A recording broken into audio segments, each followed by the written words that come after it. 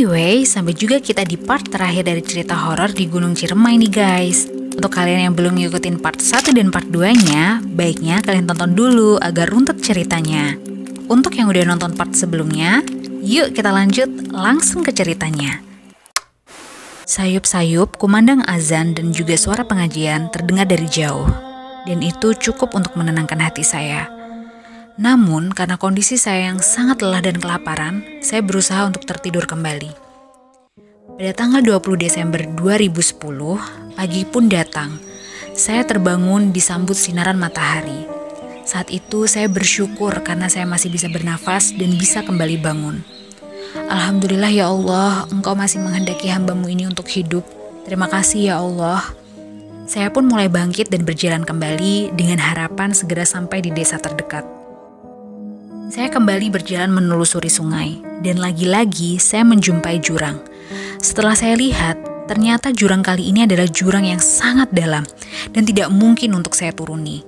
Saya melihat sekeliling lingkungan dan kembali mencari jalan lain. Saya memutuskan untuk menerobos lebatnya hutan belantara. Dan saat menerobos hutan, beberapa kali saya terjatuh, yang mengakibatkan badan saya semakin terasa sakit. Saat itu posisi saya hampir tidak sadarkan diri. Tapi karena tekad saya yang besar untuk bisa bertahan dan menemukan jalan pulang, akhirnya saya bangkit dan terus berjalan, tanpa memperdulikan kondisi tubuh saya yang sudah tidak tahu lagi bentuknya.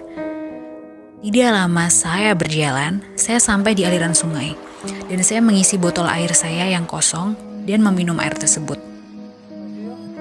Saya pun melanjutkan perjalanan lagi, namun lagi dan lagi saya menjumpai jurang.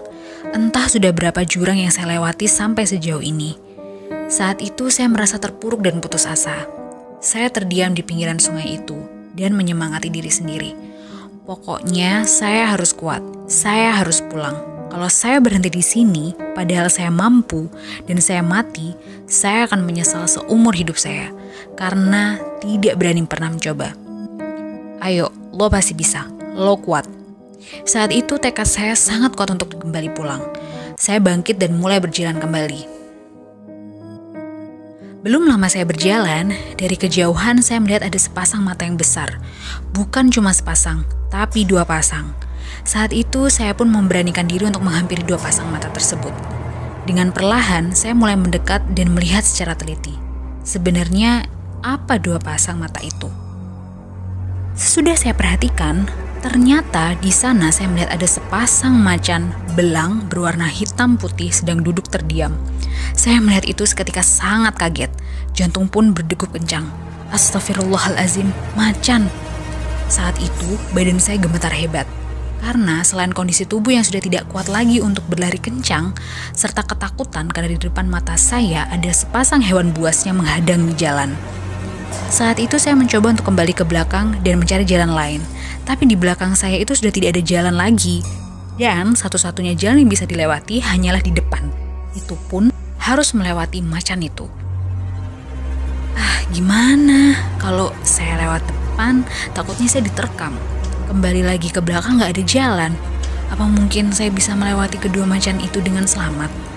Dengan segala pertimbangan dan modal nekat, saya beranikan diri untuk berjalan pelan melipir, melewati kedua hewan buas tersebut dengan jarak yang tidak begitu jauh. Saya berusaha berjalan sepelan mungkin, dengan harapan tidak membangunkan dan tidak menarik perhatian macan tersebut. Namun sialnya, macan itu bangun dan menatap ke arah saya dengan tajam. Saat itu jantung saya serasa mau copot. Saya bergegas dengan sedikit berlari, menuju atas, menjauh dari macan itu. Tapi anehnya, macan itu hanya melihat dengan tajam dan tidak mengejar saya sama sekali.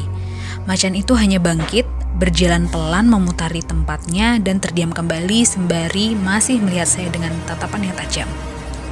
Saya masih berusaha menjauh dari macan tersebut berada. Ketika saya sudah sampai di atas, saya mencoba melihat ke arah bawah untuk memastikan posisi hewan buas tersebut. Namun macan itu sudah menghilang dan tidak terlihat lagi. Tapi saya tetap waspada. Takutnya kalau macan itu tiba-tiba muncul di hadapan saya dan menerkam saya. Setelah terdiam beberapa saat sambil mengatur napas dan irama jantung, saya memastikan lagi bahwa macan tersebut tidak mengikuti. Dan setelah saya perhatikan sekitar, macan itu sudah tidak ada. Macan itu benar-benar hilang. Syukurlah saya masih bisa hidup.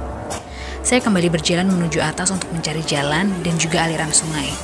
Setelah saya merasa aman, saya kembali beristirahat karena badan saya sudah sangat lelah. Lelah yang sangat luar biasa. Saya membaringkan badan saya di atas tanah sambil mengucap syukur kepada Allah Subhanahu wa Ta'ala karena baru saja saya bisa terbebas dari ancaman macan tadi. Saya kembali berjalan dan terus berjalan. Akhirnya saya menemukan aliran sungai. Saat itu langit sudah mulai gelap dan tidak lama setelah itu hujan kembali turun. Saya segera mengeluarkan ponco dan berlindung di semak-semak. Ya Allah, semoga saya aman di sini. Tidak lama setelah saya berteduh, tiba-tiba terdengar suara gemuruh dari arah belakang. Ketika saya melihat, ternyata itu adalah longsor. Dengan cepat saya segera menghindari longsor itu. Bersyukur saya tidak tertimbun oleh tanah longsor. Namun, saat itu saya berdiri di atas pohon besar yang tumbang dan posisi pohon tumbang itu di ujung tanduk. Saya memperhatikan kondisi sekitar dan ketika saya melihat ke depan, di sana saya melihat mulut jurang yang sangat dalam. Saat itu saya merasa syok yang luar biasa dan saya cukup lama terdiam di atas pohon tumbang itu. Diiringi dengan guyuran hujan yang masih belum berhenti. Tak lama hujan pun mulai reda. Saya masih melihat sekeliling. Namun sebanyak apapun yang saya perhatikan, saya tidak menemukan jalan sama sekali. Saat itu saya benar-benar putus asa. Saat itu saya ngerasa sedih dan juga putus asa karena sudah berusaha semaksimal mungkin, namun yang di hadapan saya kondisinya malah terjebak di atas pohon tumbang. Saat itu saya sudah dalam kondisi pasrah dan jika saya harus mati di sini, insya Allah ikhlas. Semuanya ku kembalikan lagi kepada Engkau ya Allah, masih dengan terdiam dan pasrah. Waktu itu saya hanya bisa duduk termenung di atas pohon sambil meneteskan air mata. Karena sudah sampai sejauh ini, ternyata masih tidak juga menemukan jalan keluar. Kabut pun mulai naik. Hujan turun kembali. Saya masih terdiam berselimut ponco. Sambil tidak henti-hentinya saya memanjatkan doa kepada Allah Subhanahu wa Ta'ala. Saya benar-benar tidak bisa kemana-mana. Kalaupun nanti ada tim SAR yang menolong saya, itu pun harus menggunakan bantuan helikopter atau bantuan tali. Hujan pun kembali turun dan semakin deras. Silahkan hujan, turunlah dengan deras dan hanyutkan saya. Saat itu saya benar-benar sudah putus asa. Jangankan buat berjalan, berdiri saja saya sudah tidak sanggup. Saya kembali membaringkan badan saya di atas pohon. Sambil tidak henti-hentinya saya membaca 2 kalimat syahadat. Ya Allah, izinkanlah saya tertidur dan jika nanti saya tidak terbangun kembali, semoga saya bisa meninggal dengan keadaan husnul khotimah. Semoga amal Islam saya bisa Engkau terima dan dosa-dosa saya terampuni. Amin. Tapi Allah memiliki kehendak lain. Karena saat saya sudah tertidur, saya terbangun kembali dan masih setengah tidak percaya. Saat itu saya masih hidup. Namun ketika saya bangun, saya merasakan mual dan saya pun muntah. Kondisi saya saat itu sudah dikerumuni oleh semut. Langit juga sudah mulai gelap dan malam pun datang diiringi dengan dinginnya udara yang menusuk sampai ke tulang. Saat saya sudah sangat pasrah dan menerima keadaan, sayup-sayup di kejauhan saya mendengar ada suara orang yang sedang melantunkan sholawat. Dengan sisa tenaga, saya mencoba untuk berteriak minta tolong. Tolong, tolong, tolong. Tanpa disangka, teriakan saya ada yang membalas. Di mana? Kamu di sebelah mana? Coba teriak lagi. Saya di sini, tolong. Saat itu, saya merasa sangat bersyukur mendengar suara orang yang mencari saya. Karena saat itu saya sudah pasrah dengan keadaan, serta kondisi badan saya yang sudah tidak karu-karuan. Dan setelah perjuangan sejauh ini, akhirnya ada tim SAR yang menolong saya. Air mata pun tidak terbendung dan saya menangis haru.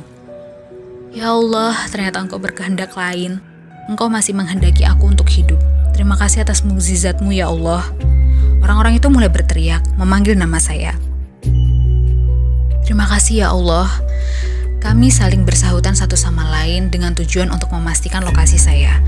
Cukup lama tim SAR menemukan saya, dikarenakan lokasi yang susah dijangkau. Akhirnya saat itu saya mendengar suara ranting di dekat saya yang ditebas dan dipatahkan oleh mereka yang sedang berusaha membuka jalan. Sedangkan saya hanya bisa terbaring lemas sambil berteriak. Akhirnya tim SAR menemukan saya. Saat itu kami semua mengucapkan kebesaran Allah. Alhamdulillah. Dengan segera tim SAR membangunkan saya, menolong saya dan memberikan saya obat beserta snack. Namun hanya 1 biskuit yang bisa saya makan, sisanya saya muntahkan kembali. Lalu tim SAR menginformasikan kepada orang-orang yang ada di balai desa bahwa saya telah ditemukan. Saya pun berbicara kepada kakak saya yang berada di sana melalui HT. Alhamdulillah kak, saya masih bisa bertahan, saya masih hidup. Dalam perjalanan, saya menceritakan semua yang saya alami kepada tim SAR, dan tim SAR memberitahu kepada saya bahwa laporan tentang kehilangan saya itu masuk pada Senin sore. Tim SAR beserta jajarannya melakukan pencarian sehabis Isya, dan saya bisa ditemukan kembali di hari Selasa dini hari kira-kira pukul 1:30. Saat itu saya mulai dievakuasi. Saya dibopong secara bergantian oleh tim SAR. Dikarenakan kondisi tim SAR yang cukup kelelahan karena mencari saya yang tidak henti-hentinya. Dan sekitar pukul 3, kami beristirahat di tanjakan Jengkol. Di sana kami membuat api unggun dan membuat makanan juga minuman. Pakaian saya sudah diganti dan tanpa sadar saya tertidur. Dan saat itu adalah tidur ternyenyak seumur hidup saya. Pagi pun datang. Secara perlahan sinar matahari menyinari tubuh saya dan akhirnya saya terbangun. Sebelum melanjutkan perjalanan kembali, saya diberi makan dan minum terlebih dahulu. Lalu kami mulai berjalan pelan-pelan untuk turun. Selama perjalanan, kami sering istirahat untuk memastikan kami bisa kembali turun dengan selamat. Dalam perjalanan, saya sering muntah. Singkat cerita, kira-kira pukul 8 pagi, saya dan tim SAR sampai di bawah. Keluarga dan teman-teman saya sudah menunggu di sana dan disambut dengan tangis bahagia yang jatuh tak henti-hentinya. Saat itu juga saya langsung dibawa ke rumah sakit di daerah Cirebon, dan setelah diberi penanganan darurat oleh pihak rumah sakit di Cirebon, saya langsung dibawa menuju rumah sakit dan dirawat di rumah sakit Pusdikes. Saya dirawat beberapa hari sebelum akhirnya saya dibawa pulang ke rumah. Saya dimuat di beberapa artikel online dan Gunung Ciremai sempat ditutup beberapa waktu. Ini adalah kondisi saat saya sedang dirawat di rumah sakit. Ini adalah tim SAR yang mencari saya.